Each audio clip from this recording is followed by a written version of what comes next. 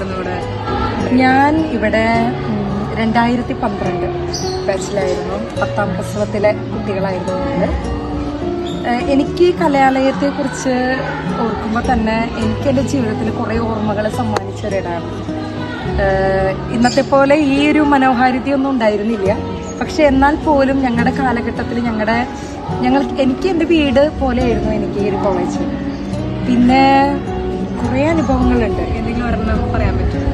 ഒരെണ്ണത്തിലൊന്നും ഒതുങ്ങുന്നതല്ല ഈ കോളേജിലെ അനുഭവം. കാരണം എന്നെ ഞാനാക്കിയ ഒരു കോളേജ് എന്ന് പറഞ്ഞു കഴിഞ്ഞാൽ BEd കോളേജാണ്.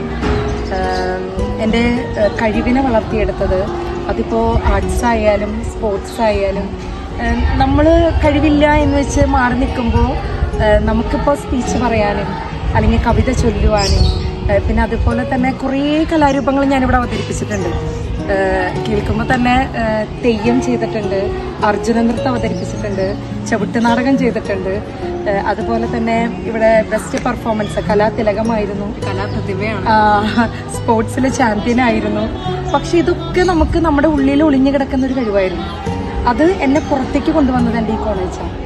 അതുകൊണ്ട് തന്നെ എനിക്ക് എൻ്റെ കുട്ടികളെ ഞാൻ പഠിപ്പിക്കുന്ന, ഞാനിപ്പോൾ സെൻറ്റ് പോൾസ് സ്കൂളിൽ 13 വർഷമായിട്ട് അധ്യാപികയാണ്, മലയാള അധ്യാപികയാണ്.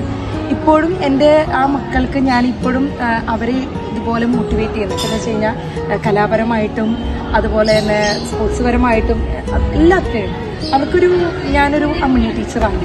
കാരണം എനിക്കറിയില്ല, ഈ സ്കൂളിനോട് നമുക്ക് നമ്മുടെ വീടിനോട് ഒരു പ്രത്യേക ഒരു ഇഷ്ടമല്ലേ, അതുപോലെ തന്നെ നമുക്ക് നമ്മുടെ അധ്യാപകർ, എനിക്ക് എൻ്റെ അച്ഛനും അമ്മ തന്നെയാണ് എൻ്റെ ഇവിടുത്തെ അധ്യാപകർ. കാരണം എൻ്റെ വീട് കഴിഞ്ഞ് കഴിഞ്ഞാൽ എനിക്കിതൊരു സ്വർഗ്ഗമാണ്.